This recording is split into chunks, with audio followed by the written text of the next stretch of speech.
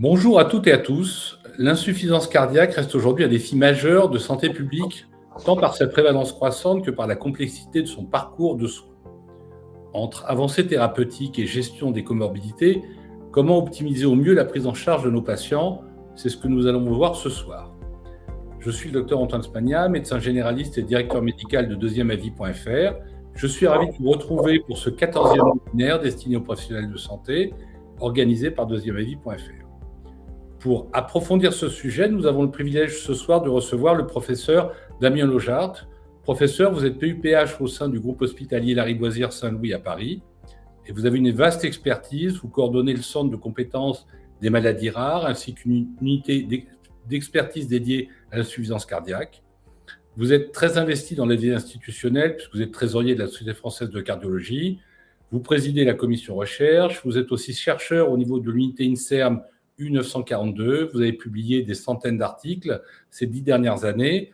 Merci infiniment de nous consacrer votre temps pour partager votre regard d'expert. Je m'arrête là, je vous passe la parole et je reprendrai la parole après pour vous poser les questions qui apparaîtront pendant votre présentation. Je vous remercie. Merci beaucoup et bonjour à tous, plutôt bonsoir à tous. J'ai un certain nombre de diapositives pour essayer d'illustrer le propos. Et effectivement, l'insuffisance cardiaque a pris un peu d'ampleur en termes de communication auprès du public, notamment avec la campagne d'information qui a diffusé l'assurance maladie pendant 2 années, c'est quand même assez long, avec beaucoup de spots télévisés que vous avez sans doute vus, et ce qui montre quand même l'importance de ce problème de santé pris en compte par l'assurance maladie pour avoir mené cette campagne. Si vous voulez bien, je vais faire quelques rappels sur le système cardiovasculaire. C'est toujours bien de visualiser un peu comment fonctionne cette affaire-là. Alors, sur cette première diapositive, il y a une toute petite vidéo qui va réillustrer un peu le fonctionnement du cœur, puisque somme toute, l'insuffisance cardiaque, c'est quand même un problème, on va le voir, de défaillance de cette pompe cardiaque.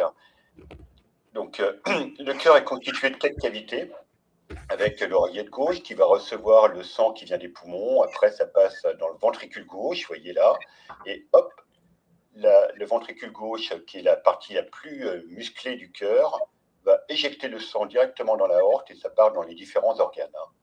Et puis, bien sûr, le sang donc diffuse un peu partout, le sang oxygéné, rouge, vous voyez le cœur qui se contracte, et le sang va également revenir au cœur par les veines. Vous voyez, ça passe d'abord par l'oreillette droite, qui se dévide dans le ventricule droit, qui après rééjecte ce sang dans les artères pulmonaires, et dans les poumons, le sang va se réoxygéner et revenir à nouveau dans l'oreillette gauche, et ainsi de suite. Voilà, donc là, à nouveau, cette diapositive réillustre un peu ce fonctionnement cardiaque avec la partie gauche, la partie droite. Alors, tout ça est un peu artificiel dans la façon dont on présente les choses, mais ça correspond quand même à une réalité physiologique. Donc, la partie rouge s'occupe du sang oxygéné et l'envoie dans les différents organes. Et puis, la partie bleue, c'est le retour veineux qui repart dans la partie droite du cœur et dans les poumons pour que le sang se réoxygène. Et c'est de fait, on a deux pompes en parallèle qui fonctionnent évidemment de façon parfaitement synchrone. On parle également de circulation systémique et de circulation pulmonaire pour réemployer des termes que vous pouvez entendre. Et j'aime bien également rappeler quelques chiffres, notamment le chiffre de débit cardiaque. Et on oublie à quel point cette petite pompe cardiaque, qui pèse 300 grammes, quand même pas grand-chose, a une capacité totalement incroyable. Le débit du cœur est de 5 à 6 litres par minute. Et si vous rapportez ça à la journée, ça fait quand même 7200 litres par jour. Et si vous rapportez ça à une durée de vie, par exemple, de 80 ans, on est de l'ordre de 200 millions de litres pompés par votre petit cœur, sans jamais faiblir, puisque théoriquement, en dehors de maladie, normalement, le cœur fonctionne parfaitement pendant probablement jusqu'à 100 ans. Les pressions, c'est toujours intéressant également. Donc la pression sanguine, que tout le monde mesure, la normale, c'est autour de 120-80. À partir de 120-125, d'ailleurs, la pression artérielle commence déjà à être un petit peu élevée. Et puis, en revanche, dans le reste des cavités, à la fois cardiaques, mais également dans la circulation veineuse en bleu, la circulation pulmonaire en haut du schéma, ben, les pressions sont très basses et ça circule à très faible pression. Pas forcément tout doucement, mais enfin, en tout cas, ça circule à très faible pression. Alors, qu'est-ce que c'est que l'insuffisance cardiaque? L'insuffisance cardiaque, ben, c'est deux choses. C'est d'une part, pour parler d'insuffisance cardiaque, ça suppose qu'il y a des symptômes ou des signes, enfin des anomalies quand on examine un patient. Et puis d'autre part, des anomalies de la fonction cardiaque. Il y a les deux. Et ces anomalies de la fonction cardiaque, on va reparler un peu des symptômes et des signes, eh ben, ça peut être soit une baisse du débit cardiaque, soit ça peut être les deux d'ailleurs, soit une augmentation des pressions qui règnent dans les cavités cardiaques et puis dans ce qu'il y a en amont des cavités cardiaques. Donc, par exemple, en amont de la partie gauche du cœur, ben, ça va être dans la circulation pulmonaire. Donc, on va avoir une élévation des pressions dans la circulation pulmonaire, dont on devine que ça va avoir des conséquences qui sont éventuellement fâcheuses. Et puis, une augmentation des pressions en amont de la partie droite du cœur, avec une augmentation des pressions veineuses qui participent, on va le voir aussi, symptômes et aussi comme les œdèmes. Alors, l'insuffisance cardiaque ne vient pas, comme rarement en tout cas comme ça, de façon spontanée. Il y a en principe toujours une et souvent plusieurs causes à l'origine de cette insuffisance cardiaque. Je les ai résumées, alors c'est pas du tout exhaustif, hein, mais j'ai résumé les principales causes dans la partie gauche de la diapositive. La plus connue, c'est le patient qui a fait un infarctus, et ça reste grosso modo presque la moitié des causes d'insuffisance cardiaque, probablement un peu moins maintenant, mais on peut retenir que c'est un peu la moitié. Et puis après, on a des anomalies des valves, et par exemple, l'anomalie de la valve la plus fréquente dans les sociétés occidentales, dont la France, c'est le rétrécissement de la valvule aortique, qui est devenue qui est très fréquente avec le vieillissement. L'hypertension artérielle, notamment quand elle est importante, participe à l'insuffisance cardiaque. Ça peut être la seule cause de l'insuffisance cardiaque. Souvent, c'est une cause associée. Le diabète sévère également. Le diabète sévère a aussi des complications par lui-même sur les vaisseaux, sur la circulation. Le diabète, évidemment, est une cause d'infarctus, par exemple, donc tout est un peu lié.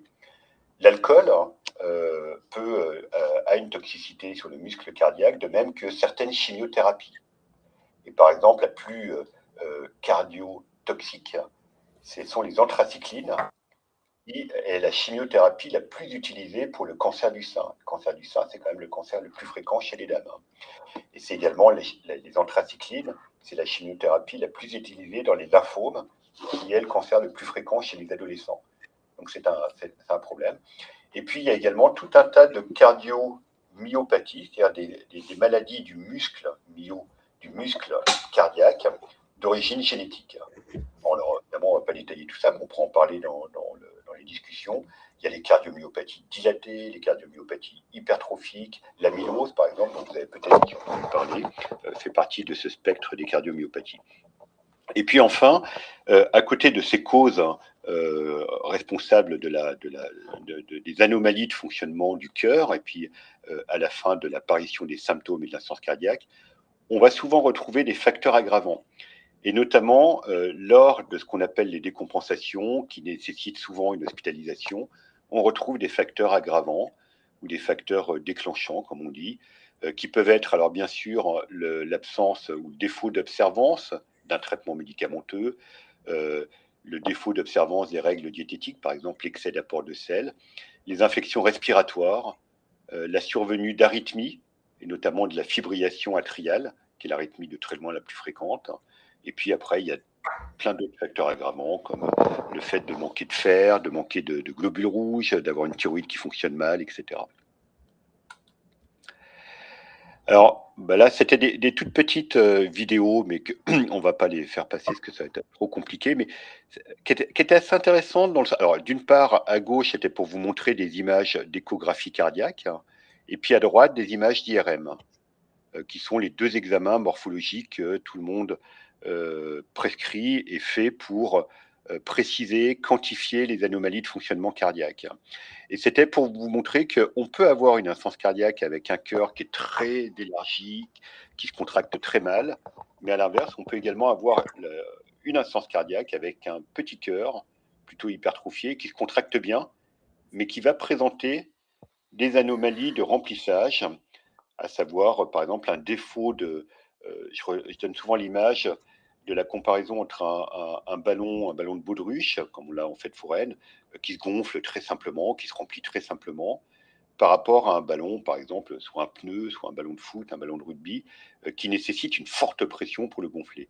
Et le cœur, quand par exemple, il est soumis à une hypertension artérielle sévère de longue date, à du diabète, etc., a tendance perd sa souplesse et devient rigide et va nécessiter des pressions à l'intérieur pour le remplir, des pressions importantes qui vont retentir sur la circulation pulmonaire, par exemple, sur les poumons. Alors, j'ai évoqué le fait que l'insuffisance cardiaque, c'est à la fois des anomalies du fonctionnement cardiaque, mais également des symptômes. Et ces symptômes d'insuffisance cardiaque ont été popularisés justement par la campagne de l'assurance maladie avec le fameux acronyme EPOF. Essoufflement, prise de poids, œdème, fatigue. Alors, essoufflement, fatigue, c'est vraiment des signes, des symptômes génériques qu'on peut avoir pour des tas de maladies. Ce n'est pas du tout spécifique de l'insuffisance cardiaque. Mais ça doit y faire penser, surtout quand on a fait un infarctus, par exemple, quand on a beaucoup d'hypertension artérielle, etc. D'être essoufflé, c'est pas normal, et ça doit faire penser à de l'insuffisance cardiaque. Les œdèmes, il n'y a pas beaucoup de maladies qui donnent des œdèmes dans les jambes, par exemple. Il y a notamment l'insuffisance cardiaque. Pareil pour la prise de poids qui est liée aux œdèmes. Et bon, en revanche, évidemment, la fatigue, c'est peu spécifique. Donc, EPOF, facile à retenir, qui sont les symptômes qui peuvent faire évoquer l'apparition d'une insuffisance cardiaque. Voilà, dans cette diapositive, j'ai remis un petit peu plus de détails concernant ces symptômes. Donc cette fatigue, cet essoufflement, on appelle l'essoufflement, les médecins appellent ça la dyspnée, la difficulté à respirer, la dyspnée. Et elle survient surtout à l'effort dans l'insuffisance cardiaque, et puis après, elle va s'aggraver, elle apparaît au repos. Elle est souvent aggravée quand on s'allonge, et souvent, les personnes qui ont une insuffisance cardiaque qui n'est pas encore prise en charge dorment mal la nuit. Ils étouffent un peu quand ils sont allongés la nuit. Parfois, ils toussent quand ils s'allongent la nuit. Et c'est lié à la présence d'œdèmes dans les poumons. Ces œdèmes peuvent être dans les poumons, peuvent être aussi dans les jambes. On voit les jambes qui gonflent. Ça entraîne également une prise de poids. Et puis, on peut avoir beaucoup d'autres symptômes. Ça peut être le point d'appel, ça peut être des palpitations, ça peut être des malaises, etc. Des douleurs dans le ventre, par exemple, des douleurs abdominales, ça peut être un symptôme d'insuffisance cardiaque. Évidemment, ça peut être beaucoup d'autres choses. Alors, comment on fait le diagnostic et puis quelques données autres. Alors, le diagnostic, tel qu'on peut l'imaginer à partir de ce qui était dit précédemment, et par exemple, là, cette diapositive-là, c'était suite à une campagne de dépistage qu'on avait faite. On a des symptômes d'appel. On voit de fait, ça incite à aller voir son médecin. Et à partir du moment où on peut évoquer une insuffisance cardiaque, parce que à cause de l'âge, à cause de l'histoire antérieure, infarctus, hypertension, diabète, chimiothérapie, tout ce qu'on a vu tout à l'heure, le médecin traitant, le médecin généraliste, le plus simple pour lui, alors parfois le diagnostic est évident, mais c'est pas toujours le cas, loin de là. Le diagnostic peut être difficile. Le plus simple, c'est de faire une prise de sang avec un dosage des peptides natriurétiques. Et dans le résultat de la prise de sang, c'est soit du BNP, soit du NT-proBNP. Facile à retenir, BNP comme la banque. Et ce marqueur, finalement, ce peptide natriurétique, c'est quelque chose qui est sécrété par le cœur.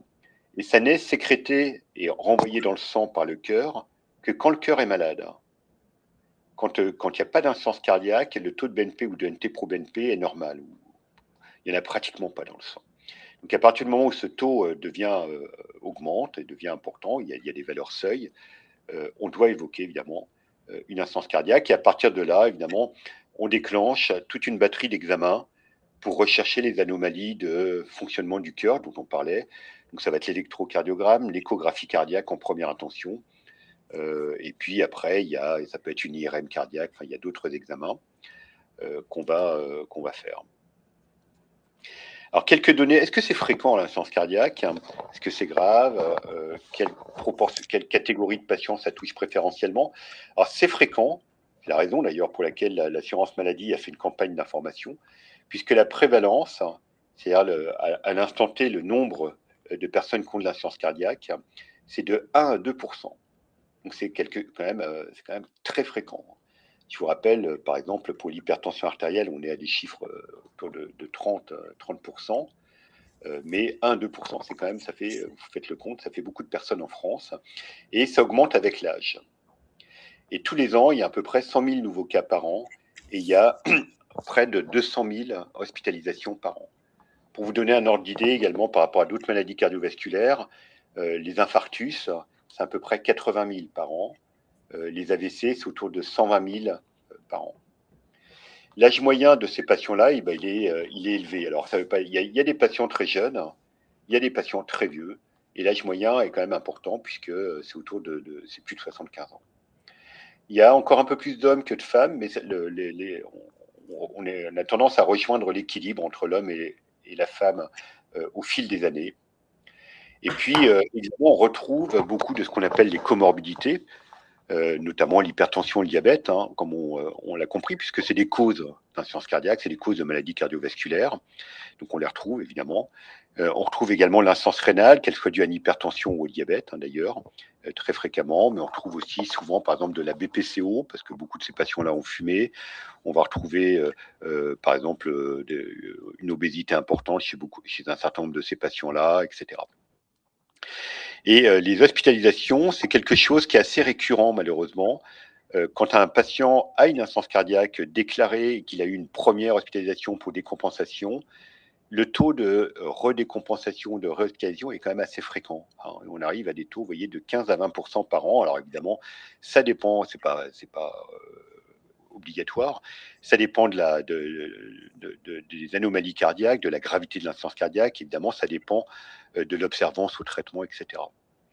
Et la mortalité, c'est pareil, je ne l'ai pas mis parce qu'elle est très variable en fonction de la gravité de la maladie elle-même. Mais globalement, c'est une maladie, évidemment, vous l'avez compris, qui est une maladie grave.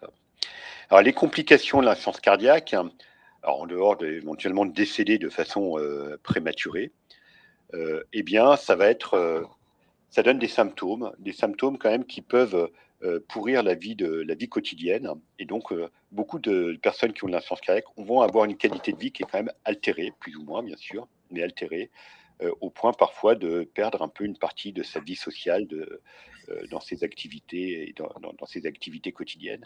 Il y a le fait de devoir prendre beaucoup de médicaments, qui est quand même aussi une contrainte, et d'avoir évidemment un suivi médical important. Dans les complications les plus classiques, il y a de faire de l'arythmie. Les arythmies, notamment la fibrillation atriale, le cœur qui s'emballe, qui bat de façon très irrégulière, parfois très vite. Ça peut survenir un peu comme ça, mais ça survient souvent parce qu'il y a un problème cardiaque sous-jacent, et notamment une insuffisance cardiaque. Ça peut donner des malaises, des syncopes, et puis ça peut conduire à des hospitalisations pour ce qu'on appelle une décompensation. Alors la décompensation, ça peut être l'œdème pulmonaire important, on parle d'œdème aigu pulmonaire, avec des sensations d'étouffer, souvent assez brutales, et en tout cas importantes, qui nécessitent d'être hospitalisées rapidement. Ça peut être des décompensations un peu moins sévères, avec des œdèmes qui surviennent un peu partout dans le corps, et qui sont évidemment quand même également très gênantes. Et souvent, ces décompensations nécessitent une hospitalisation, parce que ça va nécessiter un traitement, alors bien sûr une surveillance, parfois intensive, et puis la mise en route d'un traitement par voie intraveineuse. Alors, la prise en charge thérapeutique de l'insuffisance cardiaque. Alors, il y a plusieurs, on va détailler un petit peu, mais les grands cadres de cette prise en charge thérapeutique sont résumés là dans la diapositive. Alors évidemment, il y a le traitement de la cause. Quand il y a une cause qui est bien identifiée, on essaye de traiter la cause. Alors, quand c'est par exemple un problème de valve qui est la cause principale, il faut réparer la valve. Et le plus souvent, ça va peut-être pas suffire, mais en tout cas, évidemment, bien améliorer les choses. Quand c'est un problème de maladie coronaire, avec des artères bouchées, etc., ce qu'on appelle la revascularisation, que ce soit par des stents ou par des pontages, va permettre d'améliorer les choses. Encore une fois, je dis d'améliorer, parce que souvent, quand l'insuffisance cardiaque est installée, le traitement de la cause, malheureusement, ne suffit pas à guérir complètement l'insuffisance cardiaque, mais à améliorer les choses. Alors pourquoi ? Parce que le plus souvent, quand l'insuffisance cardiaque apparaît, il y a une part, en tout cas une part de dégâts au niveau du muscle cardiaque un peu irréversible. Mais en tout cas, le traitement de la cause souvent améliore considérablement les choses. Donc quand il y a une arythmie, on va traiter l'arythmie, etc. Ensuite, dans les médicaments quasi constants d'insuffisance cardiaque, il va y avoir des médicaments diurétiques. Les diurétiques augmentent la diurèse. La diurèse, c'est les urines. Et donc, ça va augmenter, ça va permettre à l'organisme d'éliminer l'excès d'eau et de sel qui est généré par l'insuffisance cardiaque. Dans l'insuffisance cardiaque, on a souvent de l'œdème, qui est un excès d'eau et de sel qui s'installe dans le corps, dans les poumons, dans n'importe quel tissu. Et dans ces cas-là, à un moment donné, l'organisme est plus capable de faire le boulot tout seul, en l'occurrence les reins. Et les diurétiques vont permettre d'aider les reins à éliminer cet excès d'eau et de sel. Ensuite, les médicaments cardioprotecteurs, on va en parler un peu plus en détail. Il y en a plusieurs, très importants. Les vaccinations, très important. On a évoqué par exemple le fait qu'un des facteurs aggravants, c'est les infections respiratoires. Et maintenant, on a quand même beaucoup de vaccinations contre les infections respiratoires. Donc, c'est une partie, j'aurais envie de dire, indispensable de la prise en charge de l'insuffisance cardiaque. Dans un grand nombre de cas, on va avoir besoin de mettre certains types de pacemakers. La réadaptation à l'effort, il y a une époque lointaine maintenant, où à partir du moment où on était malade du cœur, il était conseillé de repos, repos, repos. Maintenant, vous le savez sans doute, quand il y a un problème cardiovasculaire, c'est pas repos, repos, mais effort, effort. Alors bien sûr, souvent on va respecter un certain délai quand il y a une décompensation, hein, évidemment, mais la reprise d'une activité physique est indispensable pour améliorer les choses en général, hein, quel que soit le type de maladie. Le régime appauvri en sel, puisque à cause de l'insuffisance cardiaque, l'organisme retient de l'eau et du sel, donc il faut manger moins de sel. Et puis dans quelques cas, on va être amené à discuter de greffe cardiaque et d'assistance ventriculaire. Alors, quelques détails. Les médicaments diurétiques, il y en a deux qu'on utilise, c'est le furosémide et moins souvent le bumétanide. Les deux sont équivalents, mais bon, on a plutôt l'habitude du furosémide en France. Et la dose, il n'y a pas de dose fixe, ça dépend de la quantité d'eau et de sel, de la gravité de la maladie. Et puis, puisque le but, c'est d'aider le rein à éliminer de l'eau et du sel, on peut aider quand même les choses en mangeant soi-même moins de sel. Le sel, c'est le NaCl. Alors, j'ai précisé, j'ai mis quelques détails parce que parfois, c'est un peu piégeux cette affaire-là. Vous avez peut-être sans doute regardé dans la composition des aliments, en tout cas ceux qu'on achète déjà avec un étiquetage, il y a la quantité de sodium qui est indiquée. Mais la quantité de sodium, ce n'est pas la quantité de sel. Et souvent, le médecin va vous dire, à cause de votre problème, il faudrait essayer de manger moins de 6 grammes de sel. Et quand vous regardez vos paquets de pâtes ou de n'importe quoi, c'est du sodium. Donc, je vous ai mis la conversion. 1 gramme de sodium, c'est 2,5 grammes de sel. Si vous voulez vous amuser à regarder vous-même. Mais c'est intéressant, hein, d'ailleurs, pour se rendre compte de ce qui est très salé ou pas très salé. Je crois que c'est la diapositive d'après, j'ai mis un exemple d'ailleurs. Voilà. Voilà, alors, vous retrouvez tout ça facilement sur Internet. Il y a des tas d'exemples. On sait tous que tout ce qui est ultra transformé, tout ce qui est conserve, tout ce qui est charcuterie, fromage, etc., contient pas mal de sel, pour des raisons évidentes, hein, pour les conserver. Donc, on va limiter un petit peu ces apports. Il y a beaucoup de sel caché, hein, également dans les sodas, par exemple, hein, et dans certaines eaux minérales pétillantes. J'ai mis les noms, Ceinture, la Vichy, Célestin, c'est des eaux qui sont quand même très salées. Et puis à l'inverse, il y a des eaux qui sont beaucoup moins salées. Donc voilà, donc il n'y a pas de régime sans sel strict, hein. Ça, c'était une époque où on avait tendance à faire un peu trop la police par rapport à ça. Mais il a été montré que finalement, avoir un régime trop pauvre en sel avait souvent des conséquences un peu délétères sur l'alimentation des gens. Donc voilà, il faut limiter les apports en sel, mais ne pas non plus être trop restrictif. Les médicaments cardioprotecteurs qu'on évoquait précédemment, il y en a 4 classes. Et ces médicaments-là sont indispensables, alors sous réserve évidemment qu'il n'y ait pas de contre-indication, mais sont indispensables chez les patients qui ont une insuffisance cardiaque avec un défaut de contraction. Et le défaut de contraction, on l'évalue par la FEVG, qui est la fraction d'éjection ventriculaire gauche. Donc imaginez la capacité du cœur à se contracter. Et quand cette fraction d'éjection est basse, on donne toujours 4 classes thérapeutiques. Alors, on les donne assez souvent dans tout type d'insuffisance cardiaque, mais c'est surtout dans cette catégorie de patients. Il y a les bêta-bloquants, il y a les IEC, inhibiteurs de l'enzyme de conversion, ou les ARNI, les antagonistes des récepteurs à l'angiotensin et de la néprélisine. Donc, comme il n'y a qu'une seule molécule, je l'ai mise là, qui est le sacubitril/valsartan, alors que les IEC, il y en a plein. Les antagonistes des récepteurs aux minéralocorticoïdes, ou les antialdostérones, il y en a 2 en France, c'est la spironolactone et l'éplérénone. Et puis les inhibiteurs de SGLT2 ou la glyphlosine, il y en a 2 en France qui sont l'empagliflozine et la dapagliflozine. Donc ces 4 classes thérapeutiques vont avoir un effet protecteur. C'est-à-dire ça ne va pas diminuer comme ça brutalement les symptômes comme le peuvent faire les diurétiques, mais ça va améliorer les choses progressivement et surtout bloquer, parfois améliorer l'aggravation de la maladie. Alors évidemment, tous ces médicaments-là, comme tous les médicaments qui fonctionnent, ont ou peuvent avoir des effets secondaires. Et c'est des médicaments qui vont freiner. C'est assez simple à comprendre pour les bêta-bloquants. Les bêta-bloquants, ça freine le système sympathique, donc ça ralentit la fréquence, ça diminue la pression artérielle. Les IEC ou les ARNI, ça diminue la pression artérielle. Pareil pour les antagonistes des récepteurs aux minéralocorticoïdes. Donc ça peut donner de l'hypotension, et l'hypotension, ça peut évidemment fatiguer, ça peut donner des vertiges quand on se relève rapidement, et puis ça peut agir au niveau du rein sur le taux de potassium, etc. Donc ces médicaments-là vont souvent être donnés de façon progressive, en se méfiant de tout donner à forte dose en même temps, mais on va y aller progressivement en vérifiant la tolérance. En même temps, on essaye de les donner quand même assez rapidement. Alors pourquoi? Alors c'est une diapositive un peu scientifique, mais qui est assez facile à comprendre. Je vous ai mis là toutes les classes thérapeutiques qu'on vient d'évoquer, et elles sont dans l'ordre, dans leur histoire, dans l'historique.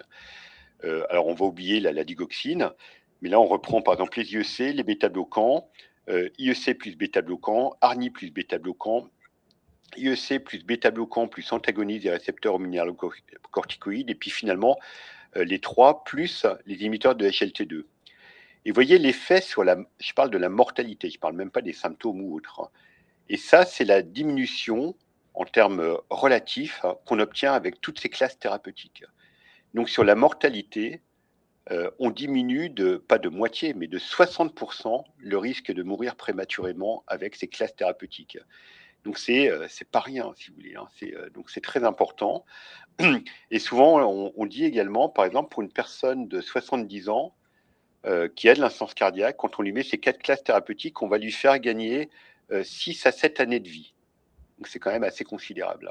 Donc il y a eu des progrès thérapeutiques très importants qui ont été faits. Alors, il y a d'autres médicaments qu'on donne souvent. Il y a les anticoagulants qu'on donne très fréquemment à cause de la fibrillation atriale. Pareil pour l'amiodarone. On peut donner aussi de la digoxine, de l'ivabradine, dans certains cas pour ralentir un peu plus le cœur quand les bêta-bloquants sont pas tolérés ou suffisent pas. On donne souvent une statine parce que beaucoup de ces personnes ayant de l'insuffisance cardiaque ont également une maladie coronaire. Et puis, il y a l'histoire du fer, parce que la carence en fer est fréquente dans beaucoup de maladies chroniques, dont l'insuffisance cardiaque. Et il faut corriger cette carence en fer. Et je ne vous l'ai pas mis là, mais la façon de très loin, la plus efficace pour corriger une carence en fer, c'est le fer injectable. Le fer par voie orale fonctionne assez mal, est mal absorbé, en fait, tout simplement. Les vaccinations, on l'a évoqué tout à l'heure, il faut se faire vacciner. Je ne sais pas si on voit bien le bas de la diapositive, j'ai l'impression qu'il est un petit peu manché. C'est juste sur mon écran. Donc, toutes les vaccinations sont recommandées, la grippe, le Covid, le pneumocoque. Et vous savez ou pas que la vaccination maintenant contre le pneumocoque, il y a, entre guillemets, un nouveau vaccin plus efficace, etc., qui permet en une seule vaccination de vous couvrir à peu près à vie. Alors qu'avant, il fallait renouveler la vaccination tous les 5 ans. Maintenant, ça semblerait plus être le cas. Vaccination contre le zona et maintenant contre le VRS. Le VRS est un virus qui donne des infections respiratoires. C'est très connu chez le nouveau-né et le nourrisson, mais également chez la personne âgée. Le VRS est une cause fréquente d'infections respiratoires et de cause de décompensation cardiaque. Donc le vaccin est important. Alors après, quelques mots sur des thérapeutiques un peu plus sophistiquées, un peu plus technologiques, et qu'on ne donnera pas cette fois à tous les patients. Autant avant, c'était pour tout le monde. Là, ça va être sur des indications un peu plus sélectionnées. Et notamment, alors, le pacemaker, habituellement, on met un pacemaker quand le cœur est trop lent. Et le pacemaker permet de stimuler le cœur quand il est devenu trop lent, qu'il n'arrive plus à fonctionner à une fréquence suffisante. Dans l'insuffisance cardiaque, alors ça, on peut avoir besoin de ça, mais souvent on met ce qu'on appelle des prothèses rythmiques ou des stimulateurs cardiaques un peu particuliers, avec 2 indications spécifiques. La première, qui est la plus connue probablement, qui est le défibrillateur automatique implantable. Donc ça reste un peu comme un pacemaker. Hein. Vous avez par exemple à droite, hein, on tient, vous voyez, dans la main. Ça vous donne une idée de la taille, au passage, un peu du pacemaker, pour ceux qui ne connaissent pas. Et le défibrillateur a la particularité de détecter la survenue éventuellement d'un trouble du rythme grave qu'on appelle la tachycardie ou la fibrillation ventriculaire. Le problème de la fibrillation ventriculaire, quand elle survient, elle survient une fois et qu'une fois, puisque la personne meurt. Donc, et ça, on n'a pas de boule de cristal pour ça. On n'a pas vraiment de boule de cristal pour savoir chez qui ça peut survenir. Et donc maintenant, on a cet outil-là, déjà depuis longtemps, hein, qui permet de détecter la survenue d'une fibrillation ventriculaire et à ce moment-là, de déclencher un choc à l'intérieur du cœur qui va rétablir un rythme normal. Alors, on réserve les défibrillateurs aux personnes dont on sait qu'elles ont un risque important de fibrillation ventriculaire. Et ce risque, on l'évalue essentiellement par la fraction d'éjection ventriculaire gauche qu'on évoquait à un moment donné précédemment. Et le deuxième type de stimulateur qu'on met spécifiquement dans l'insuffisance cardiaque, c'est des stimulateurs qui resynchronisent. Que quand le cœur se dilate, eh bien, l'électricité au sein du cœur va circuler de façon un peu asynchrone, en tout cas de façon non homogène. Par exemple, elle va d'abord stimuler la partie droite, puis après la partie gauche, avec retard. Et ça, évidemment, ça aggrave le fonctionnement cardiaque. Et certains stimulateurs permettent en mettant plusieurs sondes dans le cœur, permettent de réhomogénéiser cette contraction cardiaque quand il y a besoin. La réadaptation cardiaque, recommandée chez tout le monde. Alors, la réadaptation, comment ça se passe? Alors, ça se passe quand même le plus souvent pour l'insuffisance cardiaque, en tout cas en milieu spécialisé, donc dans des centres qui font de la réadaptation cardiaque. Alors, vous connaissez sans doute ça après une intervention cardiaque, mais après, quand on a une insuffisance cardiaque, il faut faire de la réadaptation au moins une fois, et puis après, éventuellement, on peut renouveler ça au fil du temps. Et habituellement, ça va être 20 à 30 séances à raison de 2 à 3 séances par semaine. Donc, ça s'étale souvent sur 2 à 3 mois. Il y a plusieurs modalités. Et ça s'accompagne toujours de séances d'éducation thérapeutique, de séances avec diététicienne ou diététicien, avec psychologue, etc. Donc, la réadaptation a beaucoup de vertus. Et pour finir, dans ces prises en charge thérapeutiques, au bout du bout, et chez certaines personnes, on va envisager la greffe cardiaque et puis des systèmes qu'on appelle d'assistance ventriculaire, en gros de cœur artificiel. Alors, la greffe cardiaque, c'est 400 greffes par an, hein, c'est pas beaucoup, par rapport à la greffe du rein, où c'est 3500 par an. Et puis le cœur artificiel, ou en tout cas la pompe, parce qu'en pratique, pour l'instant, le cœur complètement artificiel, vous avez entendu parler notamment avec le Karma, c'est pas encore complètement ça. Donc c'est plutôt des petites pompes qu'on met. et c'est 200 par an en France, donc ça reste quand même assez marginal. Et pour finir, je voulais évoquer le parcours de soins d'une personne qui a une insuffisance cardiaque. Alors, le parcours de soins, c'est quelque chose qui a beaucoup évolué au cours des dernières années, où pendant longtemps, le parcours de soins se résumait à je décompense, je sors de l'hôpital, je rentre à la maison, et je retourne voir à un moment donné mon médecin généraliste, éventuellement mon cardiologue. C'est pas satisfaisant et pas suffisant. Donc maintenant, ce parcours de soins doit être un peu plus coordonné et s'articuler avec plusieurs acteurs qu'on a déjà évoqués en partie, par exemple la réadaptation. Mais il y a également un rôle qui est devenu de plus en plus important pour les infirmières, que ce soit des infirmières libérales, des infirmières dans des unités d'insuffisance cardiaque à l'hôpital, qui vont coordonner, qui vont parfois avoir une délégation de tâches pour titrer les médicaments, par exemple, ou pour faire des actes de surveillance. Et puis, il faut que... Donc, il y a un rôle, évidemment, qui reste central pour le généraliste. Alors, j'ai oublié de le mettre là. Il y a aussi un rôle central pour le pharmacien. Et pour ceux qui sont patients, vous savez très bien quand même que le pharmacien, ça reste souvent quand même un acteur de premier recours quand il y a un problème.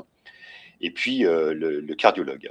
Donc, il faut que tout ça soit bien planifié et que ça ne soit pas simplement petit bonheur la chance ou quand ça va mal, je vais voir le médecin. Parce que souvent, quand ça va mal, c'est trop tard et il faut alors aller à l'hôpital. Alors, juste un mot, et on s'arrêtera là. La télésurveillance, si certains d'entre vous ont de l'insuffisance cardiaque, peut-être qu'on vous a déjà parlé de télésurveillance. C'est une modalité qui est pas forcément nouvelle dans son concept, mais qui est nouvelle dans son application, puisqu'elle n'est remboursée en France que depuis, on va dire, 3 ans. Et d'ailleurs, la France est assez pionnière, puisqu'on est pratiquement le seul pays européen avec un remboursement universel de la télésurveillance. La télésurveillance, c'est quoi actuellement? C'est 2 choses. Souvent, c'est une balance à la maison qui va être connectée avec une plateforme numérique où le patient ou la patiente va se connecter, si possible, tous les jours ou 2 jours, pour répondre à quelques questions. La balance, elle va donner le poids de façon automatique. Et tout ça va générer, par un algorithme, des alarmes qui vont être envoyées à une structure où il y a, par exemple, l'infirmière coordinatrice, un médecin, et qui vont réagir quand il y a des alertes qui apparaissent. Donc ça, c'est assez aidant pour, évidemment, pour le suivi. Il me restait juste une diapositive pour évoquer, c'est souvent dans le cadre des questions, on peut voyager, on peut avoir une vie normale quand on a une insuffisance cardiaque. Je vous ai mis également l'importance des associations de patients et des clubs cœur et santé. Les clubs cœur et santé, c'est des clubs qui dépendent de la Fédération française de cardiologie. Il y en a un peu partout sur le territoire. Et notamment, c'est des endroits où on peut faire de l'activité physique indépendamment de la réadaptation. Il y a une cotisation, d'ailleurs, c'est pas gratuit. Alors, c'est pas cher, hein, c'est pas gratuit. Et ça permet de se retrouver entre personnes qui ont les mêmes problèmes cardiaques, de faire un peu d'activité en physique ensemble. Alors, souvent, c'est coordonné. Il y a des personnes qui sont plus amènes de coordonner ça. Et ça permet de discuter aussi de ces problèmes de santé ensemble. Eh bien, écoutez, professeur, merci beaucoup. C'était passionnant et le nombre de questions montre l'intérêt de nos auditeurs. Je vous les liste toutes et puis vous voyez dans quel ordre vous souhaitez répondre. Il y en avait une qui était... alors déjà, une première remarque. Il y a une forme je dirais, de télésurveillance du pauvre. Moi, je vois mes patients, je les équipe avec des tensiomètres de poignet et des saturomètres. Et rien qu'avec tension, fréquence cardiaque et taux d'oxygène, ça me donne souvent un bon dépistage. Et c'est un kit qui vaut 50 €, qui me paraît tout à fait, entre guillemets, possible à absorber pour le budget de la sécurité sociale. Dans les questions, il y avait critères pour orienter vers un cardio et pour une hospitalisation en urgence. Sur quels critères le patient doit être orienté aux urgences rapidement? Il y avait une question sur les comorbidités des seniors, mais vous y avez en partie répondu. L'asthme cardiaque, il y a une question diagnostic différentiel avec l'asthme cardiaque. Et puis, j'en ai d'autres, si on a le temps, notamment sur la gestion des AGFA aux urgences, le management des diurétiques, vous en avez parlé, les moyens d'évaluation aussi. Voilà. Donc, je vous laisse choisir dans les questions celles qui vous paraissent les plus pertinentes. Bon, elles sont sûrement toutes pertinentes. Hein. Alors, non, on peut les reprendre dans l'ordre. Les raisons d'aller aux urgences, alors, dans la mesure du possible, dans un monde idéal, il ne faudrait jamais passer aux urgences. Donc, ça voudrait dire que, d'une part, les symptômes d'aggravation aient été dépistés suffisamment précocement pour ne pas avoir besoin de passer aux urgences. Et d'autre part, qu'il y ait des parcours de soins qui soient établis de façon à ce que quand l'insuffisance cardiaque s'aggrave, le patient peut être dirigé directement dans la structure cardiologique ad hoc et ne pas passer par les urgences. Donc chacun sait quand même que ce n'est pas forcément des expériences sympathiques. Alors, qu'est-ce qui alerte pour néanmoins consulter rapidement l'urgence, éventuellement aller aux urgences, etc. C'est quand on étouffe, quand ça va mal, hein, c'est-à-dire quand on a fait un malaise, quand le cœur s'emballe et reste emballé pendant au-delà du raisonnable, je sais pas, de 30-60 minutes, quand on étouffe à nouveau, quand on tousse de façon incoercible, quand voilà, c'est les principaux symptômes d'alerte. Donc en gros, c'est des symptômes qui deviennent très sévères et qui ne permettent pas de se dire j'attendrai demain. Hein, quelque part, c'est du bon sens. Mais encore une fois, la présence de symptômes, il ne faut pas attendre. Il faut surtout essayer d'éviter au maximum d'aller aux urgences. Alors après, dans les autres questions, alors. L'asthme cardiaque, diagnostic différentiel avec l'asthme cardiaque. Alors ça, c'est une excellente question. Alors c'est une question même plutôt très médicale. Alors effectivement, l'insuffisance cardiaque peut se révéler par de l'asthme dans le sens où la respiration devient sifflante, hein, comme chez un asthmatique.